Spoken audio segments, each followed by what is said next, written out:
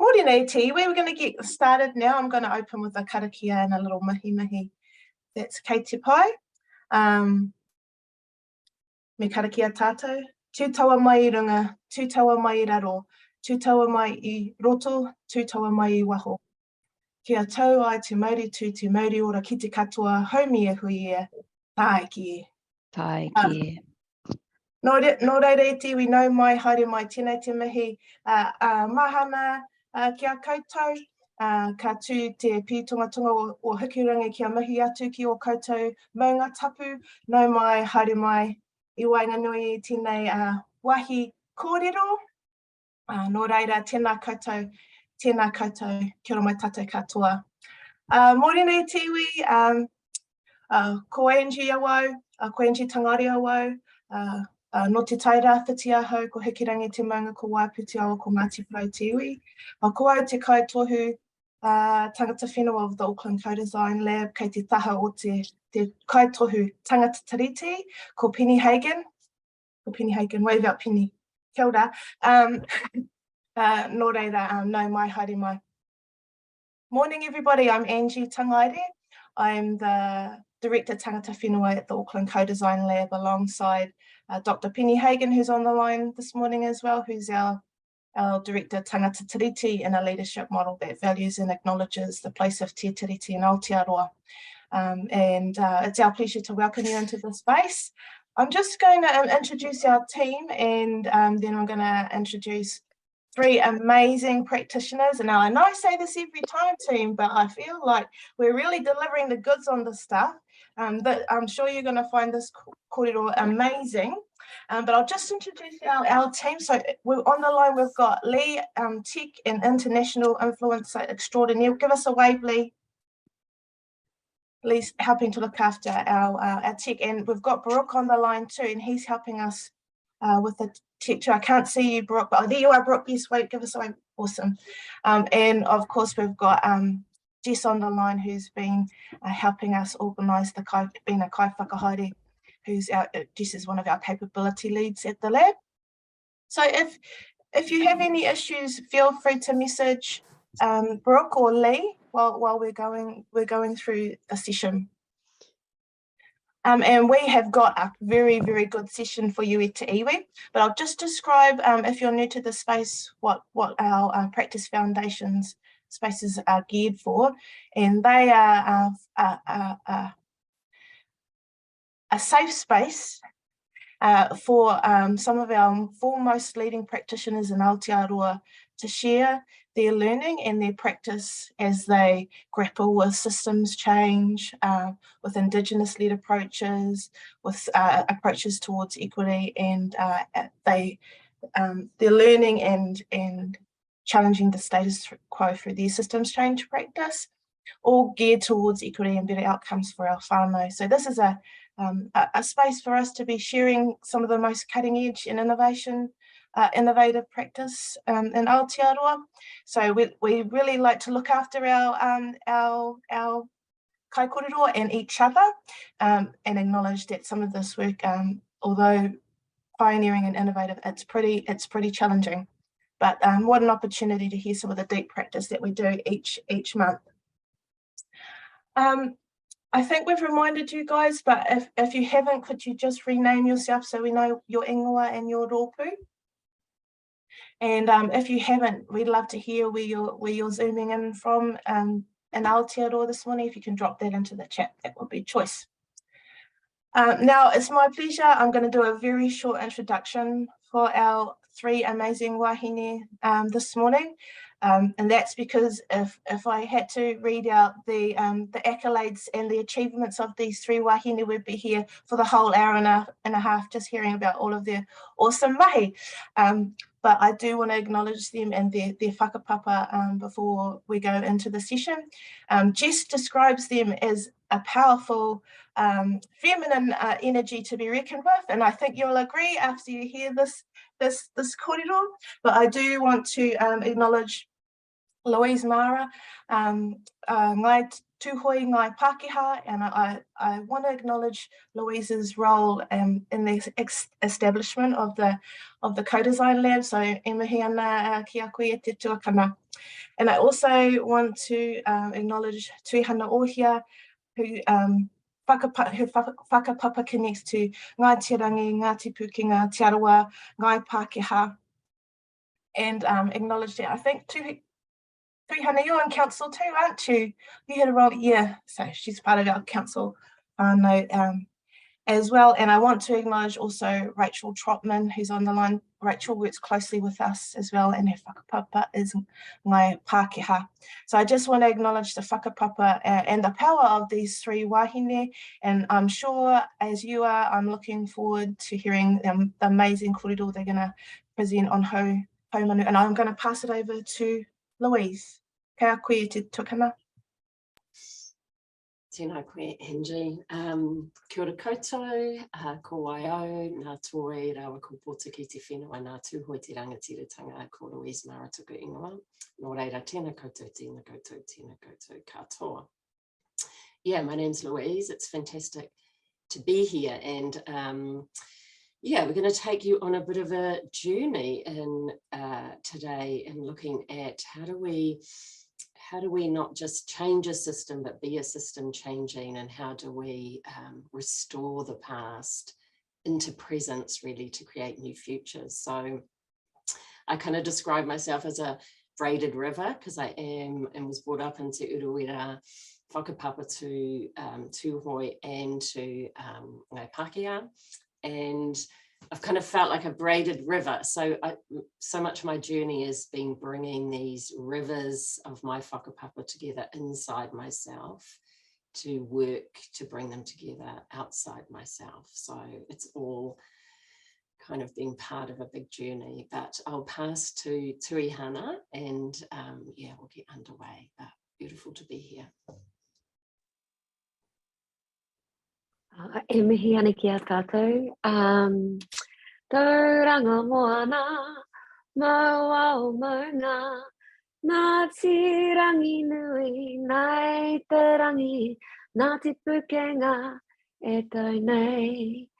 I am from the beautiful place of Tauranga moana, Tauranga tangata, and with also strong links to Te Arawa, and strong links to Northern Ireland, Scotland and England and Germany and France through my mother. So just want to mihi to both my mother and my father and their whānau. It's lovely to be here today, and thank you for having us, and I'm looking forward to this session. So kia ora whānau, and over to Rachel. Kia ora Tuihana, and kia ora koutou, ko Rachel Trotman, tōku ingoa. It's lovely to be here, and I'm really privileged to get to hang out with amazing wahine like Louise and Tuihana, Angie and Penny. I'm going to start by, well, I'm sitting here in the Waitakere Ranges and I'm from Tamaki Makaurau, but I'm going to start off our session by just talking a little bit about where this Haumanu approach came from and how we're using it. So it's really been developed by a small team here in Aotearoa over the last couple of years. It's been exploring how to bring healing and restoration into systems change mahi. It's grown out of Louise's experience here and overseas, working with others to look at ways to heal collective trauma. It's influenced by many things, but some of the overseas influences are Thomas Hubel's work on healing collective trauma, polyvagal theory, and we're going to touch into that a little bit.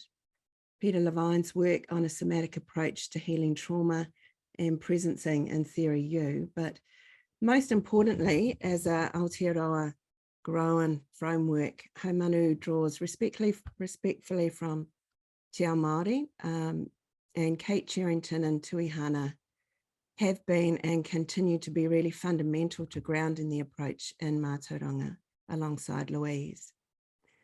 So how we've been using this approach, we've been testing it through a community of practice with over 20 social sector leaders since October 2022. And this is continuing as a bi-monthly gathering with around 12 people, and we've learnt a lot from that process. Haumanu is also the foundation for a 3-year staff leadership program in a family violence organisation here in Aotearoa. It's the basis for the Pākehā project, which Louise founded, and that works to support tangata New Zealanders to accelerate decolonisation efforts. And 3 government departments are currently doing this program, along with 1 NGO and a large arts and cultural institution. Haumanu has also been used in a global training program through Teach for All, and Louise is collaborating with the Collective Change Lab, John Carney and others, to refine how to incorporate a trauma-informed lens into system change work. We're currently submitting an article on the approach to the Stanford Social Innovation Review, and there's lots more going on around this approach. We're developing a lot of resources, and we'll let you know where to find out more. Just like to acknowledge Foundation North for funding the development of the approach in this community of practice. And the Centre for Social Impact, or CSI, is the anchor for this mahi. Everyone in the team is an associate with CSI.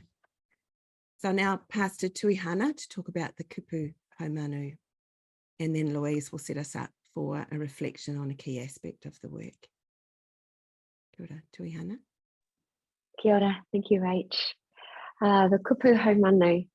So every kupu, well, not every, but a lot of our kupu, especially our old kupu, have whakapapa to it. So I'm just going to break down a bit of the whakapapa of the kupu Haumanu. So Haumanu in its entirety as a kupu is to restore, it's to revive, is to rejuvenate. But if we look at the 2 kupu that come together to create that word, so Hau is our vital essence, is the vitality, and it's when it's placed before another word, it gives it some intensity. But it also can mean breath, or the wind, or the breeze. So Hau is like the vital essence of who we are. And then the word manu. So manu is always associated closely to our birds. And it refers to the bird song, you know, so in the morning, just actually, ideally, a time to rejuvenate was that time before the sun came up. So that's normally around 5 or 5:30 in the morning.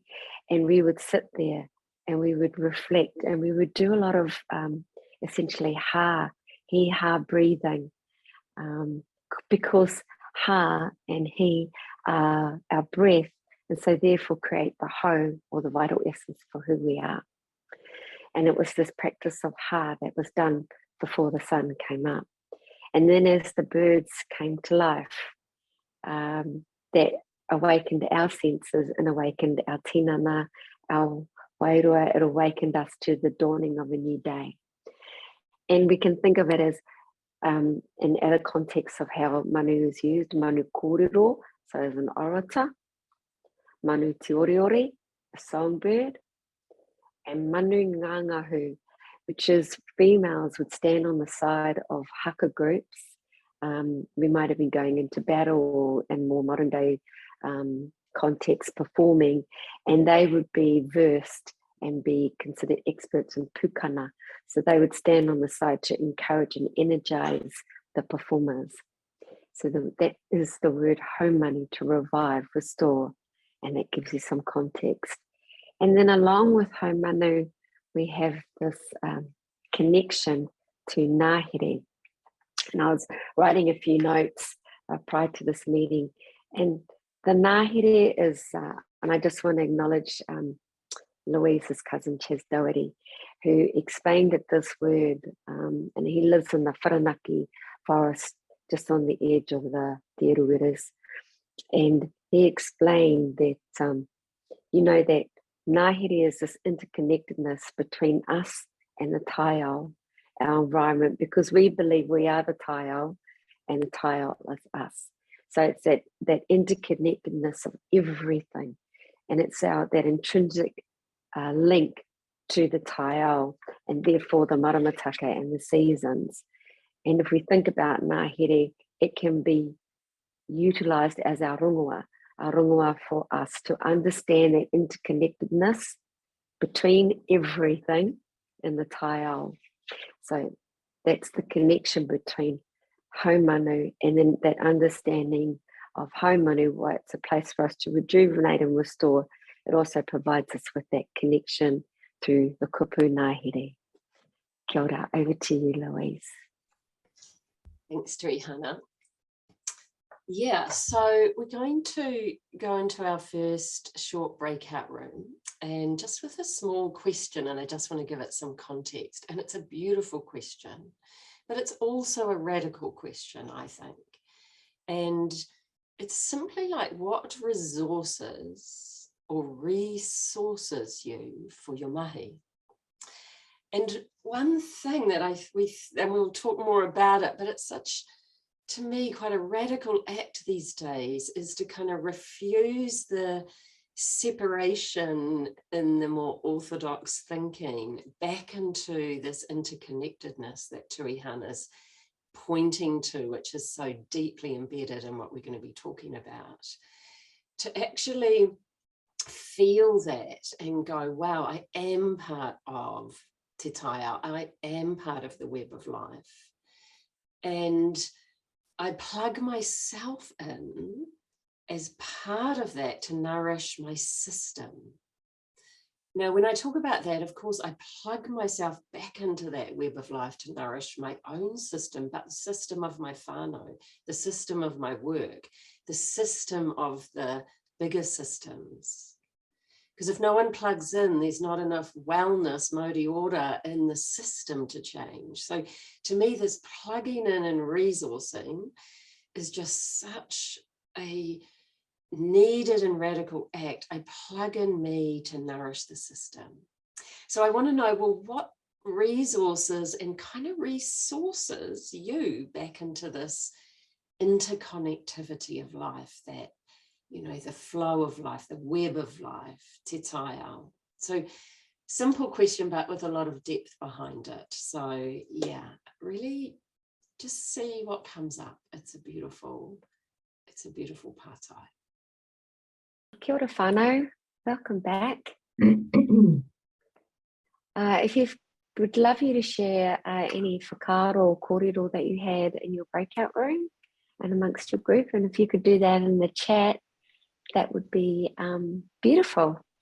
We really appreciate that. Thank you. So yes, just feel free to drop in some of your thoughts. Now moving into the mahi of Haumanu, we wanted to share with you that with the creation of Haumanu, we also created a karakia to underpin our mahi. And so we thought that we would share that with you all. So I'll just say it in te reo Māori, and then I'll explain it in te reo Pākehā in English. So, Haumanu mai runga, haumanu mai raro, hauaura mai roto, haumanu mai waho. Haumanu te pūtaki o tēnei kaupapa ki a pūrangi aha tātou I te wānanga me te kōrero. Tēnei te titi ake e te pau haumanu ki te pūtaki o tēnei wānanga. Tūturu o white whakamaua kia tēnā, tēnā, haumie, huie, tai ki e. So Haumanu is really underpinned by restoration. So restoration is above, restoration is below, restoration is within, and restoration is around us. Restoration is the source of learning. We all come together to understand, consider, and talk. And the strength of restoration underpins and sets the foundation for our consideration, permanently guiding us together. And when I think about Haumanu, I just need to really mihi to Louise, because many a times we've been in a session with Louise and we've heard this kōrero. But if we think that around Haumanu, this work is needed because we've become lost and a little disconnected from much, including the taiao and this busyness and the busyness of our modern day lives. You know, there's been a lot of domination of white supremacy through colonization and Western methodologies and ideologies, and this work is really about underpinning our work through a te ao Māori lens, or bringing the two together, which can be a beautiful thing, but also around how we pass on, how we have this true pono, kōrero and legacy of our tūpuna that came before us, but how do we pass on that legacy in a way that's we're not passing on our trauma to our tamariki, to our rangatahi, to our mokopuna, that they're free of this intergenerational trauma. And if I think, but just using an example of my own within our whānau, you know, our father couldn't kōrero English before school, and before he started school. And on arriving at school, you know, he was severely punished for speaking te reo only. And in that, there was a disconnection that had happened for him, that then was passed on to us in the belief that to live in a Pākehā or white system was the best way of living and being, and really Western perspectives were elevated and within our homes, or within our home anyway. It's taken a return of finding ourselves again through much in order to bring ourselves back to what we know is intrinsically at the heart of who we are. So, and when we think about Indigenous thinking, it's often seen as innovative, you know, in a modern day context, but it's really ancient. It's through this amazing wisdom. It's magical. And we have collective thinking. It's about recognizing the intrinsic link to taiao, through our moana, our seas, through our awa, through our rivers, through the wai, through water, through our roto, through our lakes, through the ngahere, through the forest. You know, we think of ourselves as we are the environment, and the environment is us. And ideally, when we come to this place, and I think of this whakatauki, kia tau te rangamari, it's a place of peace, and it's a place of love. And that word rangamari is around peace and harmony. And we want to be led, and we want to be nurtured in this place of mauri ora, to be in this space. And the word itself, mauri ora, when our babies are born, we say te hei mauri ora, because we give them the breath of life. I get a little bit emotional. My son's name's mauri ora. But from this place of mauri ora, which is where we have the greatest connection to Papa Tūnuku, to Ranganui, to our atua, to the taiao. And we think about mauri oho, mauri noho, and mauri tau. And from this space comes much. So if we think about mauri oho, it's where we're creative, it's where we're energized, it's where we're attentive. Mauri noho is this place of meditation, of reflection, and an opportunity to recharge. And we can connect that to Haumanu, directly to Haumanu, when we talked about the meaning of that kupu. And in this mauri tau is this place of being calm. It's in an awareness of our karea roto, of our feelings and our emotions. And it's from this beautiful place of mauri ora comes creativity, comes this feeling of safety. It gives us the greatest connection to everything. It restores us. It gives us that opportunity to have growth, to expand, and to nurture. It's a place in which we can see ourselves, we can be seen, but we also see others. Mauri ora is ideally the place that we're all seeking. And now I'm going to hand this over to Louise. Kia ora whānau. Kia ora Tuihana. So, yeah, aroha mai, but I'm going to take you into some kind of 3 quite dense models following on from that, so you get a real cool sense of Haumanu, and I'm going to do that in like 12 minutes, so let's see how we go. But I'm putting up this slide of the autonomic nervous system, and I love working with the nervous system. I work with it all over the world in all different cultures because we all have one and it operates in a really similar way. But not only do we have one ourselves, but it operates very similar in the collective as it does in the individual, and that's a really important thing because we need to understand what's happening in the collective nervous system if we're going to restore it. And I believe we really need to include restoration and healing as part of our systems work. So Tuihana just took you through the bottom layer of this diagram, the ventral vagal, the place of mauri ora. And what she's saying is so true. Part of the radical act is that we actually grow it, plug into it, connect to it. And this is the only part that actually will create a new world. This is the part where life creates life. It's fresh. It's very non-competitive. That's a really important point. So Tuihana did such a good job of outlining that, but it's a really important thing to know that the solutions for our systems need to come from this place. I'll go up into the dorsal vagal, which is the top, the freeze, because it's in our bodies and in the collective body, it kind of plays an important role, but we can't stay there.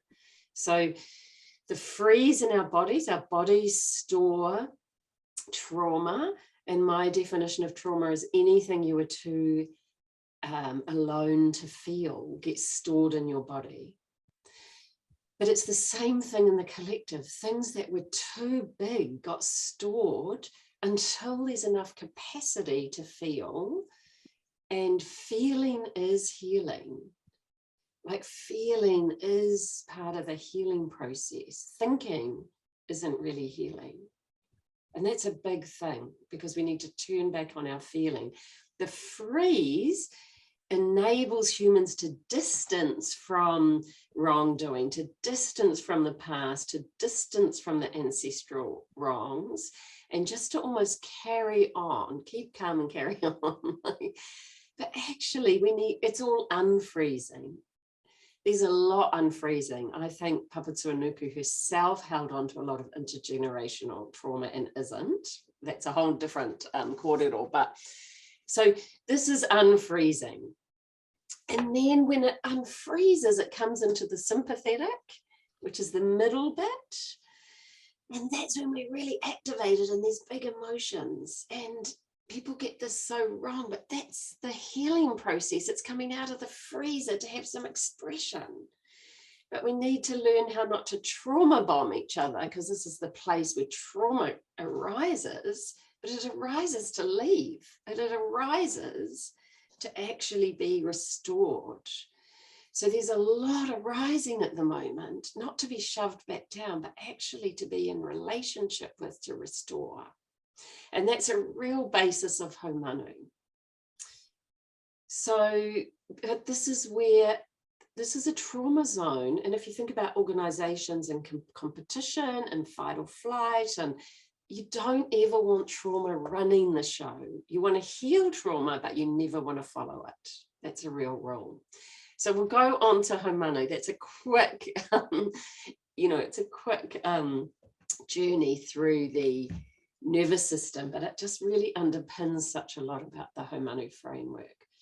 So this is our framework. It's not new that it's an iceberg, but what is new really is that we've really been explicit about the trauma layer, that we believe in systems work. We need a lot more depth in all the areas, and we need to be able to build the capacity to heal as we go, to restore the trauma that shows up in all your systems as you go.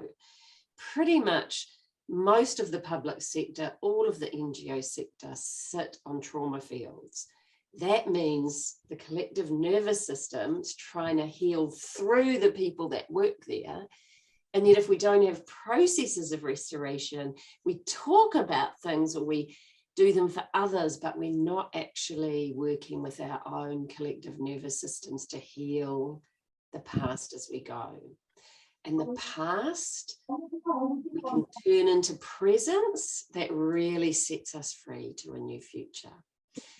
So this just looks at the layers of these symptoms that sit above the line, but actually the roots go way down. And the more we can include restoration and colonization in our systems work, then things will actually restore much more effectively. Or we're putting processes on top of trauma, it's not going to work.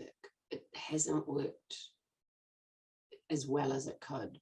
Next layer down is haututu. What are the structures, policies, legislation? What do we need to undo and take apart? And what do we start to see about this more orthodox way that haven't served us? What can we undo quickly? What needs a slower burn? Where do we disrupt? Now, there's a lot of people wanting to disrupt, and that's really good. But actually, when you get to the second, the third and fourth layers, say with trauma, and also looking at shared power, you need a different pace and different capacities to restore and heal that isn't disruption. So you need all of these, but each of these layers need to respect each other. So we need the disruption, and then we need the coming together, kotahitanga, and we need restoration. Trauma, if it's rushed, will go back into the collective freeze. And we actually don't want that. We don't want that to happen. So we're looking at how we get to, I think everyone's got a head. Of course, Te Ao Māori is a holistic paradigm, but those in a more orthodox Western paradigm, we've got to head to these holistic ways of seeing and being. Science no longer backs up that we're a separate little floaty particle. We're intrinsically in the web of life. So how do we start to rewire ourselves? Restore has its own method. I'll go over that in a second. And that we know whenever there's trauma playing out, fight, flight, aggression, hurt, grief, we stop and restore it, but you don't create from it. It's a really important thing to come back into connectivity to create new worlds. So in one place we restore, and in another place we connect and create. And when I go into organizations and teams, there's a lot of these skills there that haven't been allowed. And there's different people with these skills in teams, and they need to come together to kind of work as a medicine recipe as a whole. We need to respect the roles here quite deeply. So let's go on to the next one, which is our process method around how do we navigate this territory? So what the hell do we do, everyone asks. So we've developed this ATA, this slow and connected process, and there's tools for Africa that sit underneath this that we don't have time to do, but we first build resources together for the work, and we build connectivity, we build kotahitanga, witness. We need coherence within teams so that we know what that feels like, and we know what the sympathetic collective feels like, and we know how to navigate that, but we don't try and create from it. And I think a lot of policies are created from that place that's meant to be restored. Then we come into looking at what we undo, dissolve, and let come apart. Otherwise, we're kind of just bashing things. Hey, and we've got to, as humanity, get out of cycles of victim, and the victim becomes the perpetrators re-perpetrate the, so how do we kind of get beyond this? I've worked for many years in the Holocaust, Israel, Palestine. you know, like there's just so many movements in the world that repeat. So how do we in this country not repeat? And then the Haumanu. So it takes a while to get to building up the capacities for the real restoration to happen. Then we get back into mauri order to generate, co-create from that place. And it's amazing what happens when we've actually restored the energy that's trying to be screamed. We've acknowledged it, we've restored it, and then there's more space and creativity. It's beautiful. And then how do we keep these embers alive and you know, continuously learn? So yeah, it's just such a beautiful new way of systeming. We all system, you know, like the system isn't out there, we're all doing it. And how do we do it in a way from our best place with others' best places? So that's enough, I think, for me. I think I've done what I could. And I'll pass to Rachel, and we'll have time for questions soon, but hopefully some of that really landed. Kia ora, Louise. It's a lot to try and get across in a short time. I just want to say a couple of things about what we've been learning from this work through the community. Kind of been walking alongside that and getting feedback from people. And people are telling us that they love that this approach is from Aotearoa, that it's grounded in mātauranga, it's focused on healing and restoration, and the way its tools and processes can be easily applied. Louise spoke to, there's so many tools sitting underneath this work, and we've got some workbooks that contain those.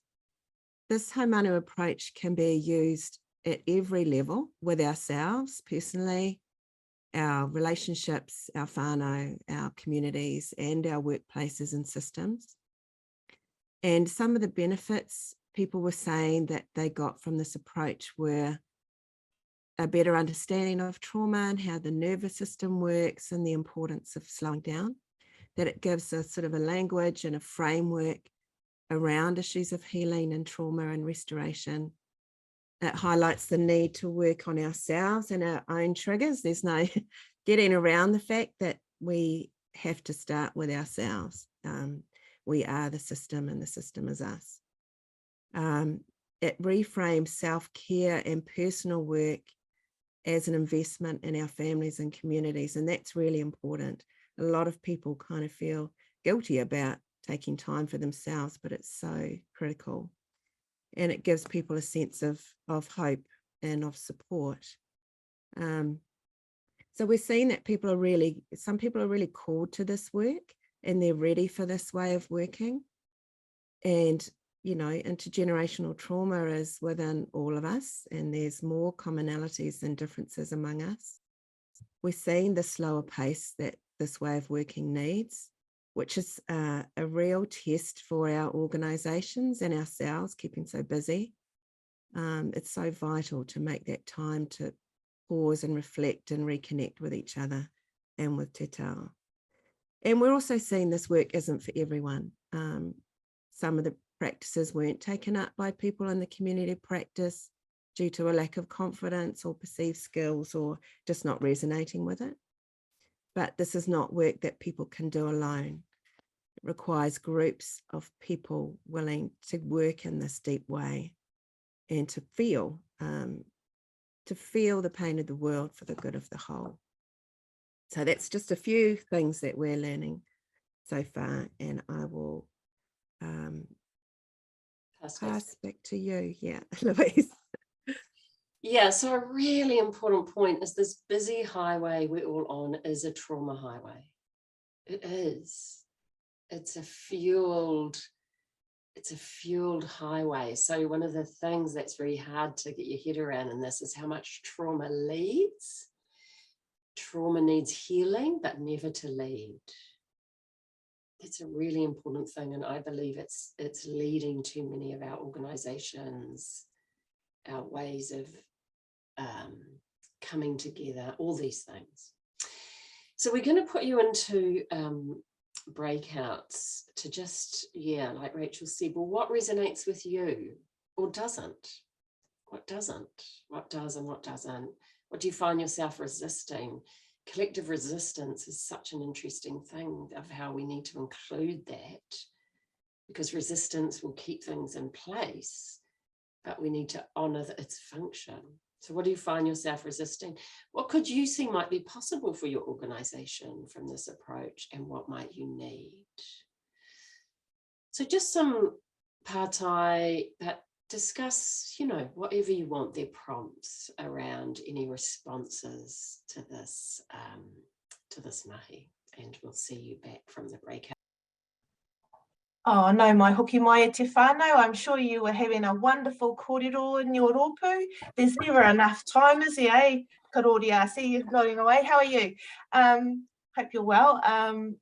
But what we want to do now, I know you guys would have been having an awesome kōrero and connecting with each other, but the time that we have left, what we'd like to do is for you to pop some questions into the chat at the moment, or even comments if you've got just some thoughts from that little kōrero you're having with your rōpū. But this is an opportunity for you to ask these amazing wahine some questions. So if you start dropping them into the chat, Louise, Tuihana and Rachel will look at the questions, and then they'll pick some questions and respond to them.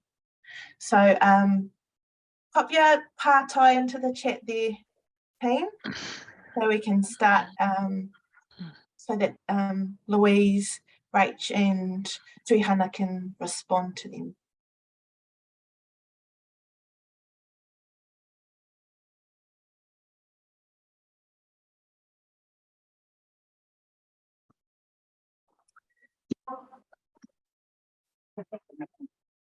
A question about whether the slides will be available. Yeah, Rach, what are we doing about that?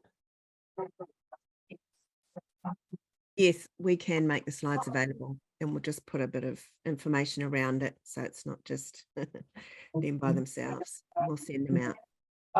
And on the Centre for Social Impact website, there's a webinar we did, there's more information, so we can put that in the chat too, Rachel. Yeah, we're just in the process of developing a whole lot more resources to share, and they will keep coming on that website, but there is stuff there already. Yeah, I'll put that in the chat. So I can see a few things there.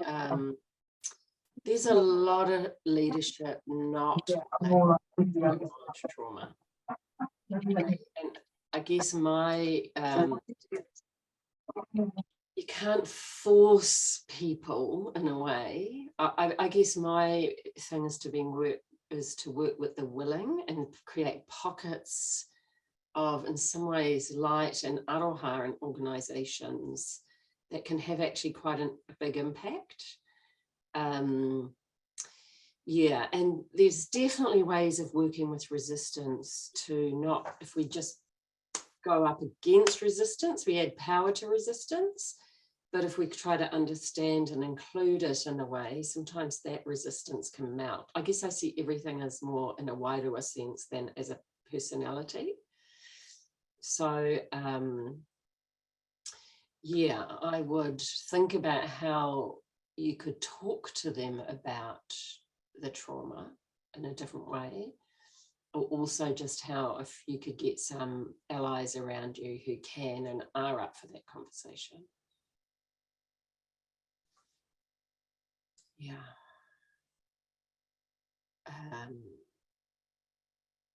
Shall I go on to a few others? Rachel, Tuihana, do you want to go in?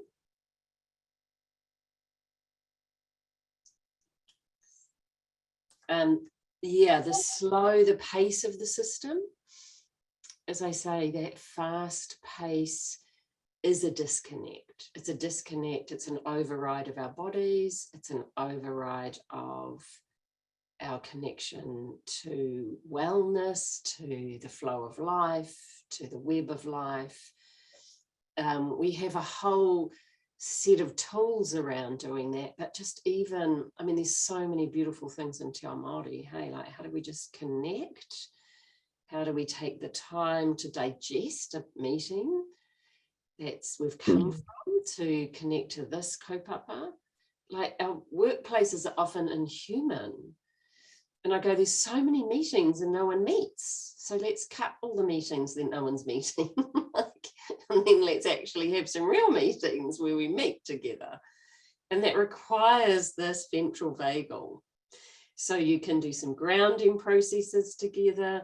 I work a lot with the body, the earth. We've got some, Tuihana and I have been doing a series of ha moments, and we're about to do that for teams through the Centre for Social Impact. So if you'd like to come on that, we'll be going through some of those. I'll answer this other one and then maybe Tuihana or Rachel have a look for you. But some ways to release personal collective trauma. I tend not to use the word so much release. I tend to use, because then people get into pressurizing themselves to get rid of or let go of. And that's a pressure, and a pressure is another trauma. But integrate, trauma, our personal trauma needs a lot of love and care and a lot of co-regulation. Like all of what we're talking about today is not doing it on your own. You will never go away and heal colonization, even in you. These things you can do, but most of it we need to do as a collective nervous system. But building up the mauri order, building up your connectivity so that you can track and feel through your body system, energy moving through. So I really work somatically with the body. So anything you can do to connect to body, otherwise we just keep thinking, I shouldn't have this and why should I have it? Now I need to, and I need. The mind actually isn't that great at healing trauma, but the body is. Beautiful stuff by Peter Levine, Body Keeps the Score. There's a radical revision of trauma now. Tuihana, do you have a question there you want to answer? Yeah, it's interesting. So there's a number of questions coming through from, or number of queries coming through from Auckland Council. And no ne kai whakahaere haura no Tāmaki Makaurau, no Kauniheri o Tāmaki Makaurau, so I'm the Wellbeing Manager for Auckland Council. And it's interesting that these questions have been asked because it is a large and complex organisation, but also how we ground ourselves within these organisations. And I think also just talking to your whakaaro, Louise, around slowing the pace. And I think that it's really easy for us to get consumed by the busyness and the pace of things, and also how we ground ourselves in these places, in these spaces, and just to provide some, and it's about getting back to some real kind of basic essential tools that we have at our fingertips quite easily. They're not complex. So such things as going outside and finding a piece of papatunuku and taking our shoes off and just placing our feet onto papatunuku. To utilize why. So, why being water. And if we're not able to get to water, is to simply go into a bathroom and do ourselves with water. So I think these simple, people are looking for complex practices when a lot of the time the practices are just really quite fundamental and can be simple. The eating of kai to whakanoa ourselves or to ground ourselves when we've been in hui or been in conversations or kōrero where it might seem very taumaha, quite heavy. So it's those sometimes, and that's what Louise and I talk about a lot in that Ngāhere series, is bringing ourselves back to those really simple practices.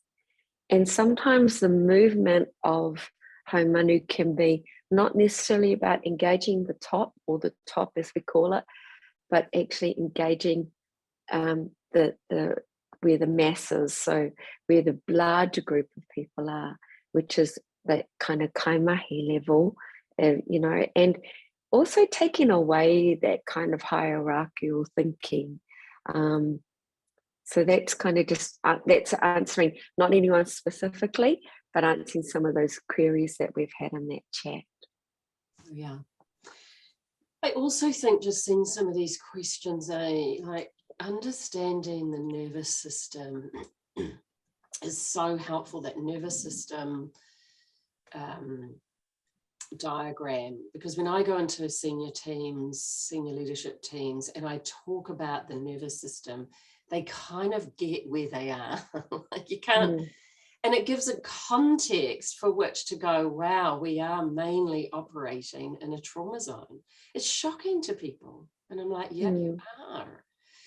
And that's not, that's okay. But we don't want to wrong it, but we don't want to follow it. So now let's talk about how we can go forward. And there's some amazing organizations really dedicated to this approach, to actually try and build their capacity to recognize when they are in trauma. And you can all do that for yourselves. It's a map. I'm in my trauma patterns. How do I connect back into? So while we all have trauma, you've all got your places of trauma, your packages to transmute. Like I have, it's ancestral, intergenerational. That's my job. Your bit's your job. But how we, you know, and you can use this nervous system to go, wow, I can resource myself to heal my own trauma, to transmute it into free energy. So stored in the body, and bring presence to it, and it frees up energy in my body system, same as in the collective. Titration so important, little bits at a time. You never have to flood yourself with trauma. Anything that does is re-traumatizing, don't do it. So a lot of old psychological methods are going because they were re-traumatizing. Because if it's too much, the nervous system stores it again. If it's too quick for an organization, it'll refreeze. So it's such a thing I would read about, get your head around. It's just a beautiful map to kind of, and I just find senior teams really understand it and relate to it in a way and start to go, wow, that's where we are. Oh, kia ora, Louise and Tuihana. I would love to sit here and listen to you all for another hour, but we're about to close and respect people's time. But I just wanted to ask if Rach wanted to answer anything in particular, or there were any points from the questions in the chat before we start to close up our hui. Thanks, Angie. I'll just say that thank you for those questions. They're really helpful. We'll use those to guide what we put on the website around this mahi. And just keep an eye on that website. There'll be more coming and we can let you know about that. Kia ora. Oh, kia ora, Rach. Just before we start to close up, I'm going to ask Jess to share some reflections, and then I'll share some reflections and we'll close up with a karakia. Kia ora koutou e te iwi. Lovely to have you with us. Special welcome to those of us who are joining for the first time, who may have participated in our hui taumata last month, I think it was now. So no mai haere mai. So much richness in there. I could prattle on for ages, but I've tried to keep my reflections tight.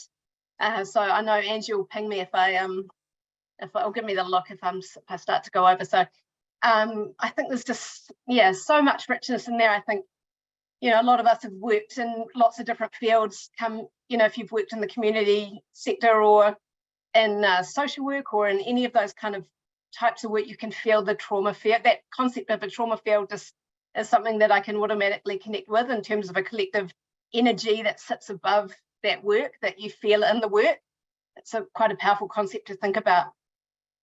Something I really loved about the kōrero today was around those regrounding practices, about breath as the gateway. What I loved about the whakaaro that was shared today is that breath, why, and papatuanuku, you know, those are things that we can all access. It's abundant. We can prioritize that, and we can kind of take charge of our own healing and restoration and really be intentional around that. I love the whakaaro about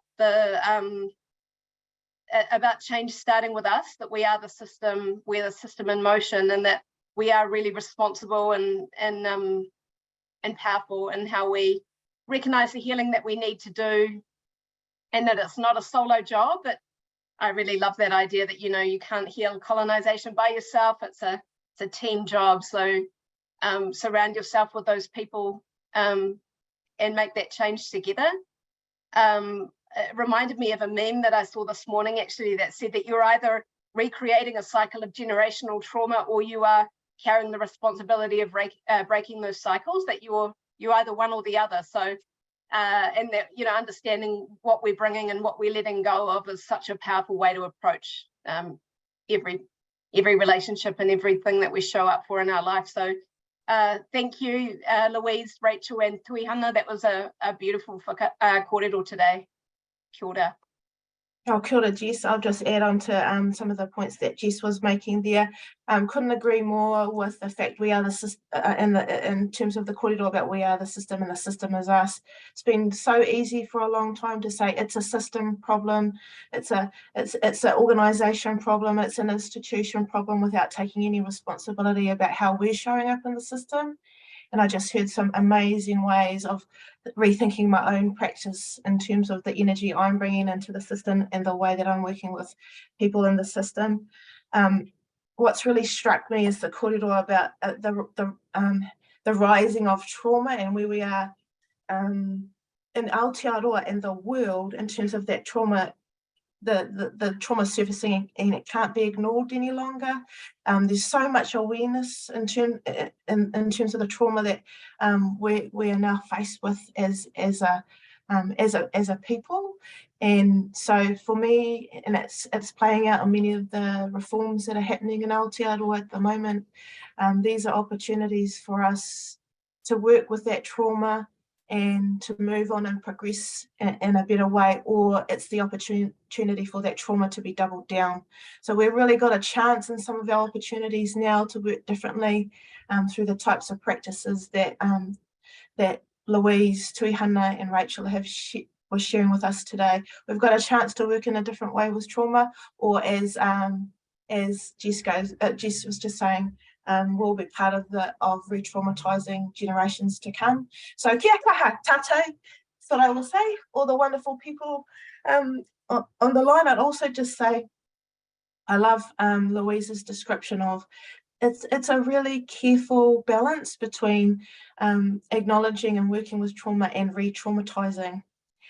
So that's that very careful curation, which we've just heard about, the practice of being able to acknowledge it, but not letting it re-traumatise us or re-traumatise our generations to come, is a really important thing to hold, and I'm going to hold that in my own practice.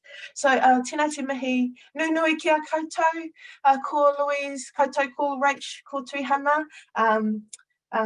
Just so grateful to have had you three beautiful and powerful women online today talking about this really powerful work, and I'm sure all of our whānau here will join me in thanking you. And what we'll make sure we will do, e te whānau, is to make sure the slides are available, but any other opportunities to continue to learn from these wonderful wahine.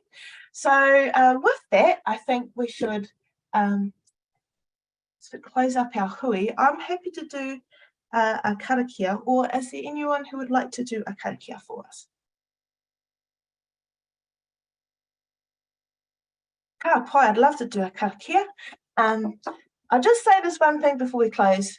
I just love it how these awesome wahine, they demonstrate the ata haere in the way they speak, in the way that they are. It's been a very calming and beautiful experience, even though it's a very deep kaupapa. So I very much appreciated that today.